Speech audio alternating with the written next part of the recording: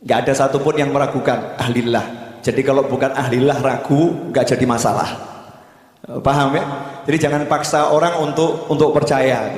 Karena bisa percaya itu anugerah, bisa percaya itu anugerah. Jadi kalau ada orang lain yang nggak bisa percaya, ya didoakan semoga dapat anugerah, bisa percaya, bisa mencintai para aulia.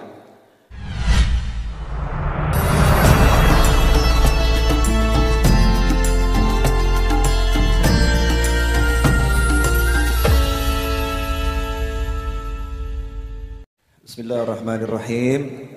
Alhamdulillahirabbil alamin. Allahumma shalli wa sallim ala sayyidina Muhammadin miftahi babi rahmatillah wa adada ma fi ilmillah. Salatan wa salaman daimain bidawami mulkillah wa ala alihi wa sahbihi. Allahumma shalli ala sayyidina Muhammadin salatan taftahu biha lana futuhal arifin wa tufaqihuna biha fid din wa ala alihi wa sahbihi. Assalamualaikum warahmatullahi wabarakatuh. Alhamdulillah tadi Habib Mustafa Al-Idrus At-Tubani udah memberikan wejangan yang panjang lebar. Beliau ini mirip Habib Syekh, buat seneng orang. Jadi gayanya seperti itu. Terus Syekh Ridwan Al-Amiri tadi juga udah nyampaikan banyak hal. Saya mau nyambungkan kedua-duanya untuk mudah-mudahan bisa jadi sesuatu yang indah. Nah, karena yang satu di kanan, satu di kiri, saya mau bicara tentang yang di tengah. Boleh ya? Boleh. Di sejarah Habib Syekh versi Pak Novel. Jadi sejarah Habib Syekh versi Pak Novel Al-Idrus. Habib Syekh ini punya ayah namanya Habib Abdul Qadir. Punya kakek namanya Habib Abdurrahman. Marganya As-Segaf atau biasa kita panggil As-Segaf. Orang dulu itu kalau punya anak tidak gegabah kasih nama, karena ada perintah dari Nabi, termasuk bentuk orang tua yang baik pada anak itu memberikan nama yang baik kepada anak. Jadi nama baik itu bukan cuma sebutannya baik, tapi indallah baik. Ya baik di sisi Allah, bukan baik dalam pandangan ataupun pendengaran manusia. Menurut Allah baik enggak? Gitu. Nah, pada kebetulan kakeknya Habib Syekh, Habib Abdurrahman itu hidup sezaman dengan Habib Ali bin Muhammad bin Husain Al-Habsyi di kota Sewon, Hadramut sana. Kita tahu Habib Ali belum lama haulnya, wafat tahun 1333 Hijriah. Jadi kurang lebih 100 tahun yang lalu, bedikit meninggalnya. Habib Ali Al-Habsyi itu tidak ada satupun ahlillah yang meragukan beliau mencapai derajat kutbaniyah, wali kutub. Gak ada satupun yang meragukan ahlillah. Jadi kalau bukan ahlillah ragu, gak jadi masalah. Paham ya? Jadi jangan paksa orang untuk percaya. Karena bisa percaya itu anugerah, bisa percaya itu anugerah. Jadi kalau ada orang lain yang nggak bisa percaya, ya didoakan semoga dapat anugerah, bisa percaya, bisa mencintai para aulia. Habib Ali Al-Habsyi karena mencapai derajat yang tinggi, maka suatu malam Habib Ali itu didatangi oleh Syekh Abdul Qadir Al-Jilani rahimahullah. Kita tahu Syekh Abdul Qadir Al-Jilani wafat tahun 561 Hijriah. Kurang lebih, entah mungkin ada perbedaan antara ahli sejarah yang satu dengan ahli sejarah yang lain. Syekh Abdul Qadir Al-Jilani wafat tahun 561 Hijriah. Habib Ali wafat tahun 1333 Hijriah. Berarti sekitar 700 sekian tahun kemudian. Ya, setelah 700 tahun kemudian, Syekh Abdul Qadir Al-Jilani mendatangi Habib Ali dalam mimpi, ketemu. Nah di situ Syekh Abdul Qadir Al-Jilani berwasiat, ya Ali, wahai Ali, tolong sebut-sebut saya di majelismu. Syekh Abdul Qadir Al-Jilani minta tolong sama Habib Ali karena yang megang derajat kutbaniyah, kutub di masa itu adalah Habib Ali. Tolong sebut-sebut saya di majelismu. Karena Habib Ali orang yang sangat dicintai oleh Nabi Muhammad sallallahu alaihi wasallam. Paginya kakeknya Habib Syekh itu datang menemui Habib Ali. dan mengatakan, Habib Ali, saya dapat anak laki-laki. Saya dapat anak laki-laki, tolong diberi nama. Nah, orang tua zaman sekarang ini kan sok pinter ya. Kadang udah dikasih nama sama gurunya, dikasih nama sama kiainya, kasih nama sama habibnya gitu ya. Terus merasa namanya kurang cakep, terus ngarang sendiri.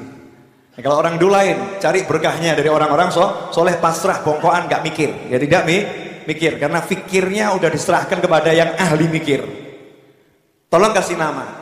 Habib Ali ingat pesannya Syekh Abdul Qadir Al-Jilani, sebut-sebut aku di majelismu. Langsung mengatakan, Semih Abdul Qadir. Beri nama dia Abdul Qadir. Kemudian datang juga satu orang Habib namanya Habib Ahmad Asgaf. Juga bilang ke Habib Ali, Habib Ali, saya punya anak laki-laki. Tolong kasih nama. Kasih nama dia Abdul Qadir. Dua Abdul Qadir yang saya sebut ini, yang satu Habib Abdul Qadir bin Ahmad Jeddah almarhum, merupakan tokoh senior para habaib yang beberapa waktu silam meninggal.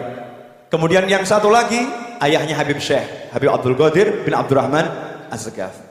Lantas siapa ayah beliau? Ayah Habib Syekh ini, saya masih kecil wafat ya, ayah Habib Syekh. Ayah Habib Syekh ini hidupnya ngimamin masjid,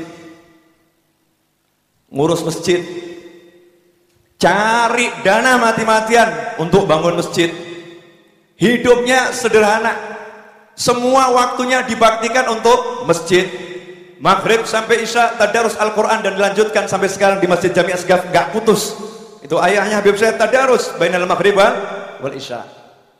Nah, yang saya penasaran tuh sampai sekarang, saya pengen dapat jawaban dari ayahnya Habib Syekh, cuman belum dapat. Maksudnya minta mimpi terus dijawab gitu ya, belum dapat. Kenapa ayah beliau ini ngasih nama cuman Syekh gitu, kok pendek gitu namanya? Oh, cuman Syekh gitu kan? Saya ini versi Pak Novel, saya hubung-hubungkan, itu doa dari ayahnya. Kenapa? Karena ayahnya udah namanya Abdul Qadir, jadi kalau disambungkan Syekh Abdul Qadir, Syekh Abdul Qadir, mungkin ayahnya pengen anaknya mewarisi apa yang dimiliki oleh Syekh Abdul Qadir Al-Jilani rahimahullah. Ini saya sampaikan bukan di depan Habib Syekh, baru sekarang saya sampaikan depan beliau. Saya keliling Indonesia dan sampai ke Hongkong, dimanapun saya cerita tentang ini, beliau nggak ngerti. Cuman sekarang beliau harus ngerti gitu ya. Semoga diamini sama beliau nih ya, semoga diamini. Itu Habib Syekh. Nah, Anda boleh buktikan. Makanya kadang ada orang ini ziarah jauh-jauh. Kalau saya menyarankan di Solo ini ada makam-makam wali-wali besar, udah nggak usah repot-repot, deket. Tuh di Masjid Riyad ada makam, di Gabutan itu ada makam, di Tipes itu ada makam, di Nglumprit ada makam. Ya kalau yang di Tipes ini satu saja, di Tipes itu semua wali-wali besar, aulia besar. Satu ayahnya Habib Syekh. Demi Allah sampai hari ini saya cari manakib wali yang seperti ayah beliau belum ketemu. Cari wali yang meninggal hari Jumat ada, betul. Yang meninggal ketika sholat ada. Yang meninggal ketika sujud ada. Yang meninggal ketika jadi imam ada. Tapi coba kalau digabung, meninggal hari Jumat, ketika sholat, mohon maaf, bukan sholat subuh, bukan sholat asar, bukan sholat maghrib, bukan sholat isya, tapi afdol sholatnya yang wajib untuk seluruh umat Islam, yaitu sholat Jumat. Meninggalnya hari Jumat dalam kondisi sedang sholat Jumat. Ini kalau kita hitung di dunia jumlahnya semakin kecil enggak? Cari di Google coba nanti. Cari di Google ya. Ketemu berapa orang nanti? Insya Allah nggak ketemu. Meninggal hari Jumat, salat Jumat, posisinya dalam keadaan sujud. Itu nanti kalau kita search di Google, mesin pencarian Google, jumlahnya akan semakin sedikit. Jumat, ya kan? Salat Jumat, sujud. Sujudnya bukan sujud pertama, bukan sujud kedua, bukan sujud ketiga, tapi akhir sujud, sujud yang terakhir. Jumlahnya semakin sedikit. Hari Jumat, ketika sholat Jumat, sujud yang terakhir jadi imam, saya belum ketemu. Saya belum ketemu. Itu nggak seberapa. Saya kan terus melakukan penelitian tentang ayah beliau. Ternyata sebelum meninggal udah pamit dulu sama keluarganya. Mau berangkat ke masjid nggak balik. ganti baju baru, kaos baru, sarung baru, semua serba baru, bilang ini mau meninggal dunia. Sampai di masjid di saf kedua, saya masih ingat kisah dari Al-Habib Muhammad Najib bin Toha bin Abdul Segaf. Habib Najib itu, beliau mengatakan, saya posisi di saf kedua dipanggil sama Habib Abdul Qadir. Ya Najib, ta'al, kamu hari ini sholatnya di saf pertama persis di belakang saya. Nanti kalau terjadi sesuatu dengan saya dalam sholat, tolong gantikan saya. Habib Najib masih muda waktu itu. Artinya udah pesan. Yang saya kaget, baru 2-3 hari yang lalu ada tamu ke rumah saya. Salah seorang anak dari Habib Hadi Asgaf, anak dari Habib Hadi Asgaf Jakarta, Indo, pernah tinggal di Solo. Habib Hadi ini salah satu teman baiknya ayah Habib Syekh. Ternyata satu hari sebelum meninggal, jadi hari Kamis, ayah Habib Syekh itu main ke rumah Habib Hadi dan mengatakan, ya akhi, besok saya mau meninggal. Besok saya mau meninggal. Carilah di dunia ini seorang wali yang meninggal di hari Jumat, sholat Jumat, sujud yang terakhir, jadi imam dan pamitan dulu sebelum meninggal dunia. Belum ketemu, makamnya di Tipes. Makamnya di Tipes tuh deket tuh sama Lotemat. Datang tuh Jumat ke sana ziarahin. Wali Songo dikelilingin, wali yang satu ini kita cari nggak ketemu, tapi kita jarang ke sana. Betul atau betul? Betul atau betul? Ya, ziarahin. Walaupun kita udah ketemu sama putranya, itu akan sangat menyenangkan orang tuanya juga kalau kita ziarah ke sana. Sampai di sini jelas. Jadi kalau Habib Syekh begini kan pantas ya. Saya punya satu rahasia lagi yang udah lama saya pendam, malam hari ini mau saya sampaikan. Boleh Beb ya? Insya Allah nggak jadi fitnah. Almarhum Habib Anis itu beberapa kali diundang Habib Syekh untuk hadir maulid di Mertodranan, maulid tahunan beliau. Cuman beberapa kali berhalangan nggak hadir, betulnya Beb ya?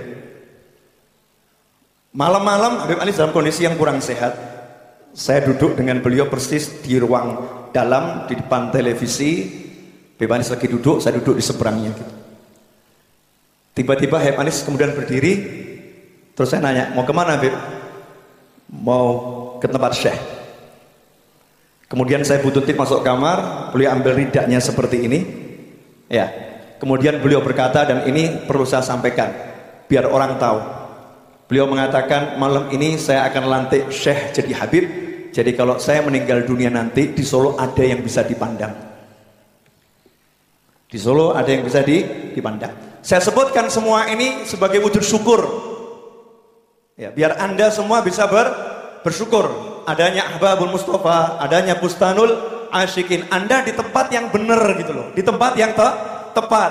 Di tempat orang-orang keturunan orang-orang soleh. Ini ayahnya meninggalnya nggak ada duanya di dunia ini. Jadi kalau kita nyambung sama anaknya, insya Allah kan anaknya bisa ngomong sama bapaknya. Bah, itu teman anak, bah, tolong itu, bah. Ini Habib Mustafa nih sahibi, bah, tolong nih, bah. Ini ada novel nih Al-Gadrah ini. Novel yang Gadrah ini sahib saya nih, bah. Tolong nih, bah. Tolong dia diberi syafaat juga. Itu satu. Saya bilang tadi ada dua. Yang kedua, masalah sholawat. Ini Syekh Ridwan Al-Amiri ini muridnya Habib Umar bin Muhammad bin Salim bin Hafid. Dan perlu umat Islam Indonesia dan dunia mengerti, dulu gak ada yang kenal Habib Umar bin Muhammad bin Salim bin Hafid, gak ada. Habib Anis duduk di Zawiyah Masjid Riyadh baca kitab Tajul Aurus karya Habib Ali bin Husain Al-Attas sampai khatam. Kemudian beliau berkata kepada jamaah yang ada di situ, kita akan ziarahi orang-orang yang kita baca ini ke Hadramut. Maka dibuat kelompok ziarah terbesar pertama setelah sekian puluh tahun. Dan beliau mengatakan, saya akan cari anak muda yang alim, yang bisa ceramah, akan saya bawa ke Indonesia. Agar anak-anak ini belajarnya ke Hadramut, bukan ke negara yang lain. Agar nyambung lagi hubungan Indonesia dan Hadramut yang sudah terputus. Datang Habib Umar, gak ada yang nyapa, gak ada. Habib Umar, Habib Ali Jufri, dan Habib Muhammad bin Ali bin Abdul Qadir Munsib. 3 orang ini. Yang saya tahu 3 orang ini. Yang pokok Habib Ali Al-Jufri, Muhammad bin Ali Munsib, kemudian Habib Umar bin Hafid. 3 orang ini kemudian setelah Habib Umar ceramah, Masya Allah, kaget orang-orang. Habib Anis berkata bahwa ini Habib Umar ke Jawa Timur datang ke pesantren-pesantren, naik mobil saya, jangan izinkan satu orang pun masuk mobil ini, siapapun orangnya, kecuali bertiga ini. Biar yang tiga ini bisa nyaman di mobil, nggak disuk-suk orang. Saya nyaman. Alhamdulillah dari keliling ke pesantren-pesantren itu, berangkatlah kelompok pertama ke Hadramut. Waktu itu belum ada Darul Mustafa, tinggalnya di masjid.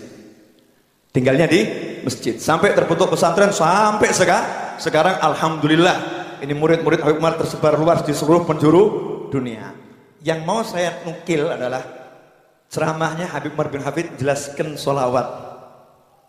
Habib Umar nanti bisa dicari di YouTube, ya bisa di-download di YouTube. Menceritakan di Syria sana ada seorang ulama yang didatangi seorang wanita. Wanita ini nangis luar biasa. Kemudian sang ulama bertanya, kenapa kamu kok nangis? Kenapa? Apa dosa saya? Apa salah saya? Saya ini maksiat saya apa? Kenapa kamu berkata begitu? Saya udah 3 hari nggak mimpi bertemu Rasulullah SAW. Saya udah 3 hari nggak mimpi Rasulullah. Nangis terus ini. Nah, ulama nanya nih tadi. Lah biasanya kamu mimpinya berapa waktu sekali? Tiap hari saya mimpi Rasulullah SAW. Perempuan ini. Kemudian ulama tadi nanya, wiridmu kok bisa mimpi Rasulullah tiap hari ini? Baca sholawat berapa kali? Enggak banyak. Setiap hari saya cuma baca 15.000 kali sholawat. Enggak banyak. Ada yang sanggup nyontoh? Enggak ada kan? Belum ada. Nah ini tadi dibaca 40 sholawat pilihan. Kalau tiap Rebo hadir di sini ikut baca sholawat, ikut baca tapi ya. Kadang ini jamaah majlis dzikir ini majlis bungkem, enggak dzikir ini.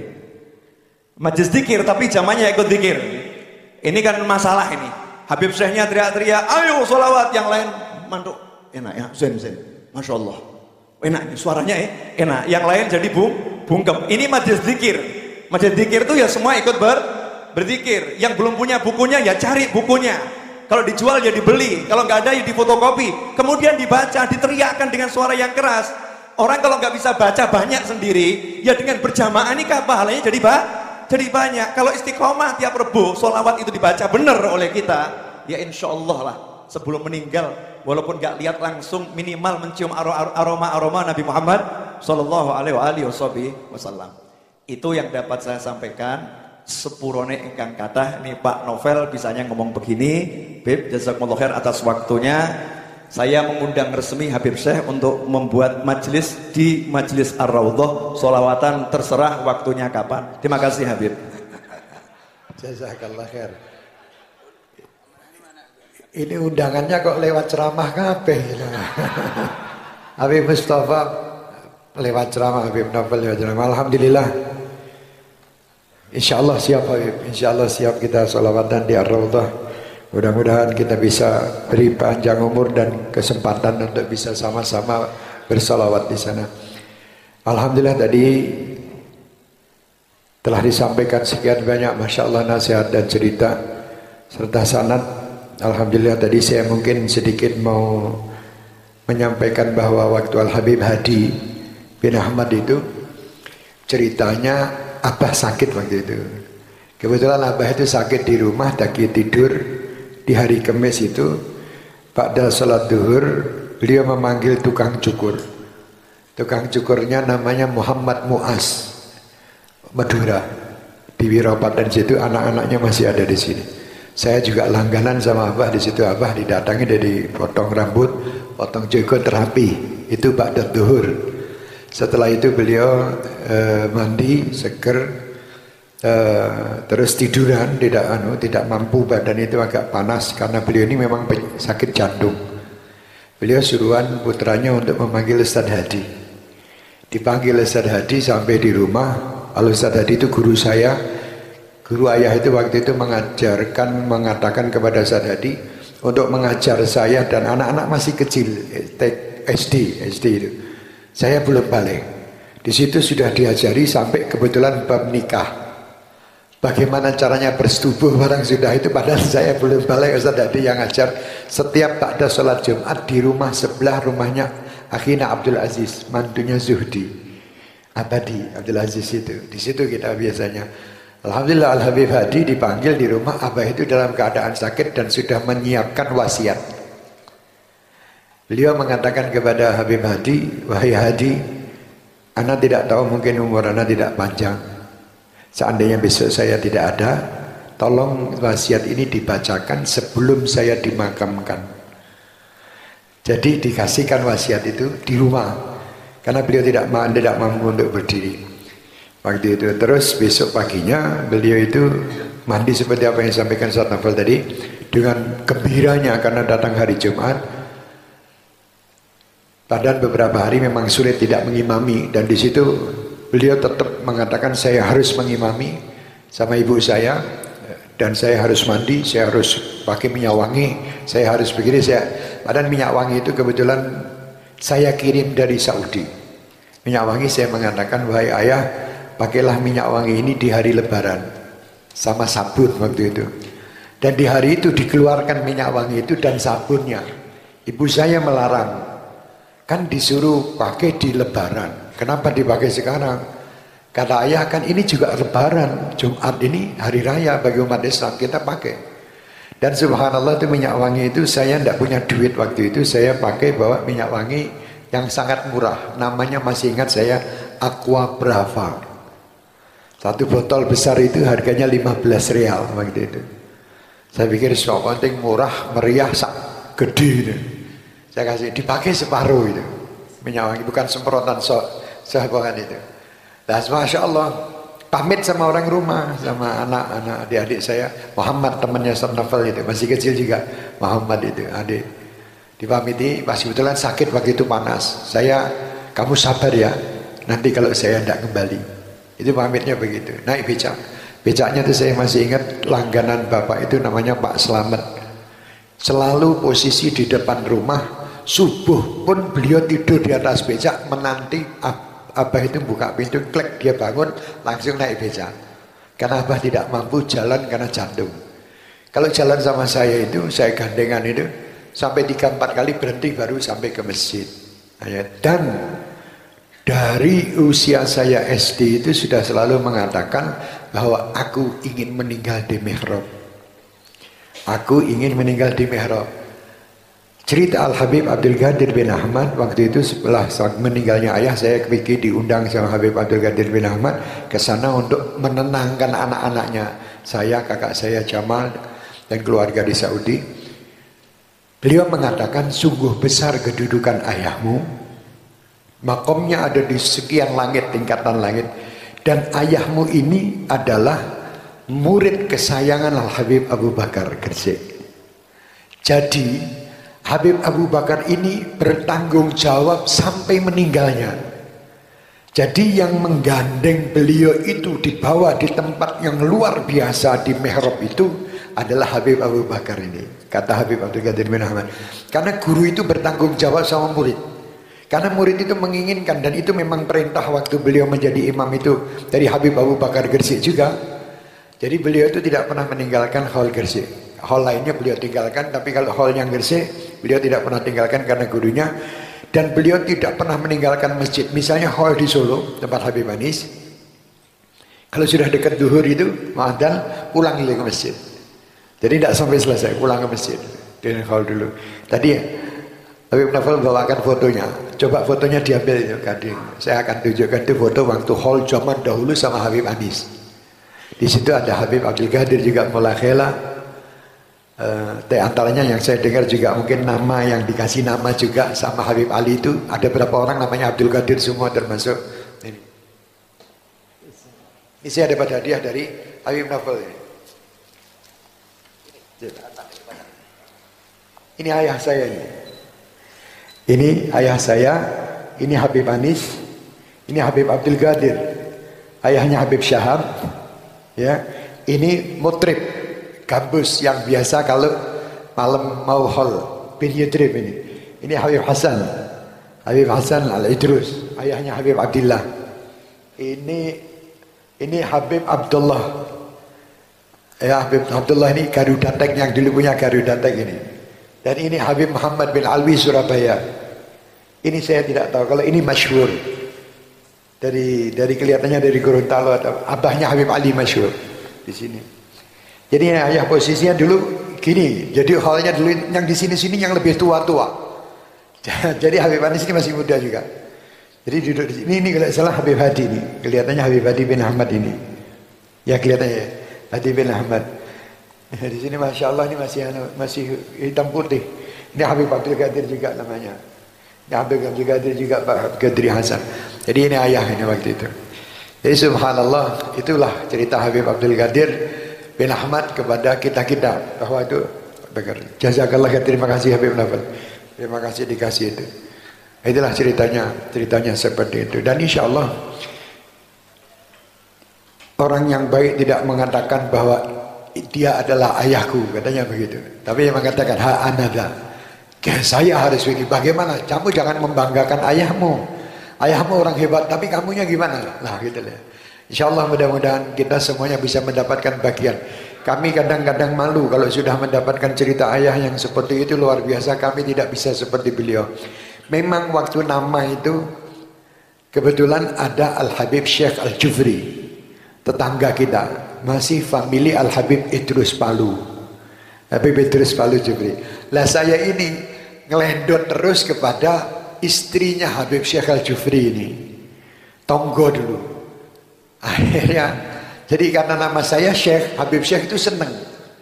Dan ayah itu ngasih nama Syekh, ya itu tadi kepingin jadi guru, malah jadi ini koyong ini. Jadi orang sekarang mungkin banyak keliru kalau manggil Syekh Abdul Qadir, padahal Syekh bin Abdul Qadir. Amin. Jadi seperti itu. Ya mungkin ayah mungkin seperti itu. Dan kalau dihubung-hubungkan mungkin ayah itu karena rindu juga dengan Habib Ali. Apa yang disampaikan Habib Ali, dan Habib Ali rindu sama Syekh Abdul Qadir Jilani. Luar biasa. Jadi supaya ada sambungannya Syekh Abdul Qadir. Maksudnya pentingkan kono. Ben istilahnya orang itu apa? Paling tidak nek ngundang wong kuwi eling iki, ngono lho. Jadi saya kalau manggil si misalnya Mustafa, ingat Rasulullah. Dan orang-orang soleh itu kalau punya anak, anaknya itu yang namanya seperti nama sahabat, itu tidak berani manggil atau namanya seperti nama Rasul, tidak berani manggil sembarangan. Jadi kalau misalnya namanya Toha atau namanya Muhammad atau itu panggilnya itu dengan panggilan sanjungan. Karena nama ini mirip dengan nama Rasul. Nama ini sama-sama nama Rasul. Kalau saya menghinakan manggilnya, itu ya berarti saya menghinakan Rasul. Gitu. Misalnya namanya Abu Bakar atau namanya Umar atau namanya Sayyid Uthman, manggilnya Sayyid Uthman, panggil. Ada julukan gitu. Supaya menghormat, tidak menghinakan namanya. Itu mereka tuh dulu kelihatannya sepele tapi diurusi gini-gini. Dan sekarang kan enggak. Misalnya Bakar panggilnya Kar. Ya. Mustafa Mus piye? Toha ha. Lah ya kebiasaan. Waktu orang Hadramut datang ke sini, paman saya Ahmad bin Abdurrahman, waktu ada orang manggil ha, ngamuk dia. Manggil Kamil kata dia. Sempurnakan. Toha, jangan ha. Kar, ada kar. Abu Bakar, panggil sempurna Abu Bakar gitu. Ya, itu adab mereka. Mereka itu sangat indah. Makanya tadi kalau Habib Nafal waktu itu terus kita terkenang bagaimana zaman-zaman bersama Habib Anis. Zaman bersama orang-orang tua seperti tadi yang kita. Wah, enaknya luar biasa. Mereka ini orang-orang manja. Dan orang-orang tahu memanja juga. Jadi mereka manja kepada Allah dan Rasulnya, kita dimanjakan sama mereka. Untung ngawawe dhewe iki ketemu Habib Anis. Coba ndak ketemu orang seperti beliau, saiki ketemu sapa neh sehingga yang ngono kuwi. Sulit cari orang-orang seperti begitu. Alhamdulillah, mudah-mudahan akan terus timbul orang-orang yang hebat. Seperti alhamdulillah beliau, Masya Allah, doakan Habib Nafal, doakan Habib Mustafa, doakan Habib Ridwan kita, Syekh Ridwan kita, doakan Habib Husin, doakan semua pendakwah kita doakan. Bismillah kita jalan bersama-sama di langkah Rasulullah sallallahu alaihi wasallam. Jadi setapak demi setapak kita sampai ke Rasulullah. Nanti kita digiring sama Rasulullah. Ayo bareng-bareng. Masing-masing mempunyai kelebihan dan kekurangan. Kekurangan yang satu ditutup dengan kelebihan yang satu. Insya Allah jadi sempurna. Ya, Insya Allah mudah-mudahan seperti itu. Jazakumullah khair. Saya terima kasih dan malam ini sangat gembira sekali. Rumongso kuwi wis duwe bola kaya ngene iki saku adem ngene. Ya udah ngadem. Tadi wong iki duwe bola-bola. Saya ini dulu waktu nek acara Habib Nafal mungkin sering lihat. Kalau acara pas malam Mas Maulid di rumah dengan di Metro Jalanan, kunci saya itu Habib Anis toh. Agar Habib Anis seneng, panitia kabeh seneng. Agar Habib Anis ana A, I, sithik ora cocok, panitia kabeh tak seneni. Panitia suruh deg-degan, pokoknya Habib Anis harus senang. Pagi itu saya tidak tidur semalam, pagi tidak tidur, marani Habib Anis di toko. Jam 9, setengah 10, jam 10 Habib Anis di toko itu. Nah di situ saya masuk, assalamualaikum, pura-pura Arab tukul, biasa. Assalamualaikum, saya mau tahu komentarnya apa. Wah, tadi malam ajib ya Syekh. Zen, soundnya bagus, ininya bagus. Nah, panitia siap, ayo seneng-seneng. Pokoknya kalau Habib Anis bilang dak, elek, buah itu gelone kayak apa. Dan terakhir itu luar biasa waktu itu, betul apa yang dikatakan Habib Novel dari Habib Anis dalam keadaan tidak enak badan dari Jakarta itu, pusing dan terlambat, datangnya terlambat. Tapi terus waktu saya sampaikan mic-nya itu, Habib Anis, ajib, ya khair Syekh, ya khair mic, ya zen, sot zen. Akhirnya dipanggil putranya Abdillah yang biasa son itu, suruh belajar son sama orang saya waktu itu. Abdillah ini tanya itu gimana sih? Saya waktu Habib Anis bilang enak, ya sudah, bismillah tak penak-penak ke. Di situ digayak-gayak ke, digosidah-gosidahkan, ya la qalbin, beliau sukain. Itu terus habis itu lah. Itu terakhir sama beliau. Waktu itu sempat sudah waktu Bukhari, kita sama Habib Novel, sama Ustaz Nabil, Ustaz Umar waktu itu rencana mau ke Malaysia, diajak, ditanya, ya Syekh punya paspor? Punya, masih mau notok pakai. Walaupun saya waktu itu belum siap ada Habib, ada. Subhanallah, siangnya dapat kabar dari Habib Novel, juga dapat kabar nih Habib Anis jatuh itu. Akhirnya tidak sempat.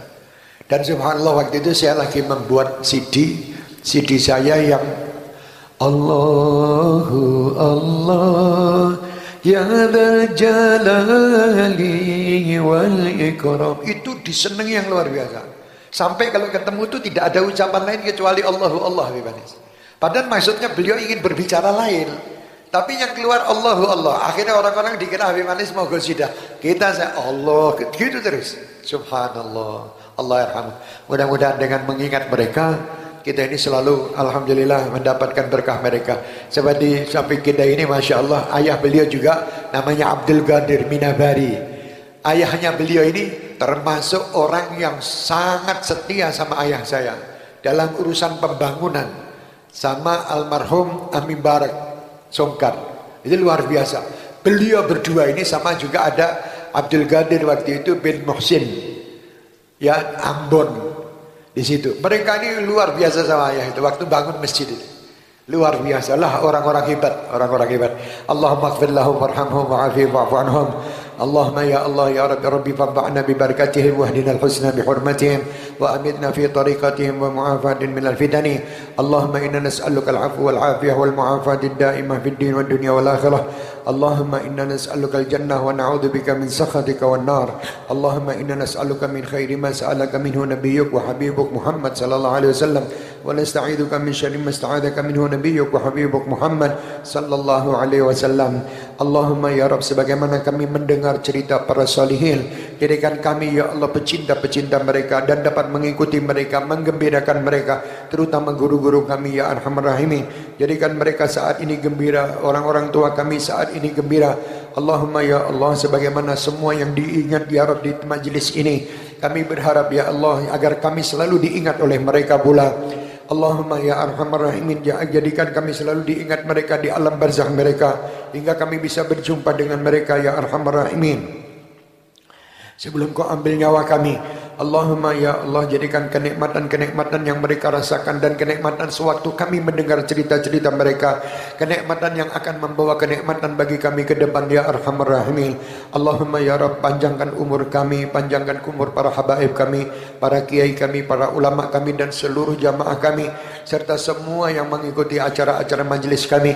Allahumma ya Allah ya Rabb, makmurkan kota kami ini dengan majalisil ilm, majalisil dzikir, majalis salawat ya Arhamar Rahimin, bijahin Nabi wa man yuhibbun Nabi wa ila hadratin Nabi bisirril Fatihah.